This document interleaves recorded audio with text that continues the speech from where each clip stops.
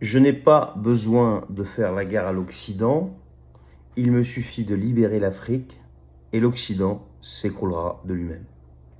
C'était les mots de Vladimir Poutine récemment là. Qu'est-ce qui est en train de se passer? Eh bien, c'est exactement ce qui est en train de se passer. Faut pas prendre à la légère le fait que la France se fasse dégager d'Afrique, hein. Le fait de se faire dégager du continent africain, ici, bon, les gens ont l'impression que bon, ça va pas les toucher. Bon, finalement, l'uranium, machin, bon, ok, ils vont trouver un remplaçant, machin. Mais il n'y a pas que ça.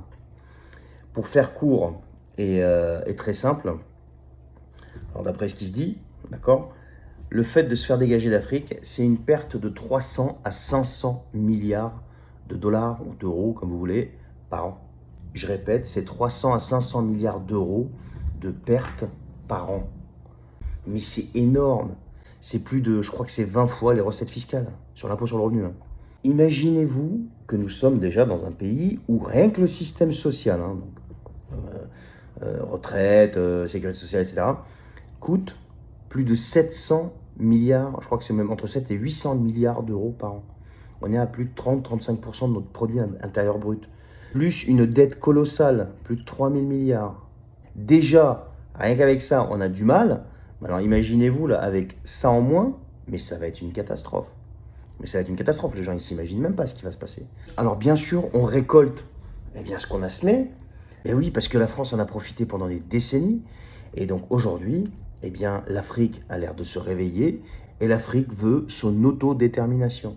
Pour la France, qui est le pays des droits de l'homme, rien de plus naturel que de dire oui à ça.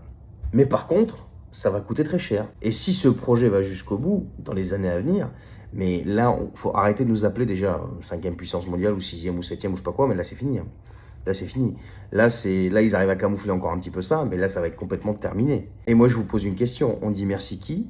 Et tout ça, ça va se ressentir encore plus sur le pouvoir d'achat, sur notre vie de tous les jours, sur le niveau de vie des Français, qui va s'effondrer. Et on est quand même dirigé par des gens qui sont soi-disant compétents, qui ont fait des grandes écoles d'administration, etc., etc. Donc je pense que le pire est à venir. Alors je ne veux pas alarmer, mais les chiffres sont là. Même si c'est la moitié de ça, même si c'est la moitié de ce que je vous dis là, c'est catastrophique. Mais pendant ce temps-là, qui se frotte les mains? Vladimir Poutine, le mec que notre Bruno, encore une fois le dilaté, et j'ai vu que cette phrase vous avait plu, eh bien, avait prédit l'effondrement.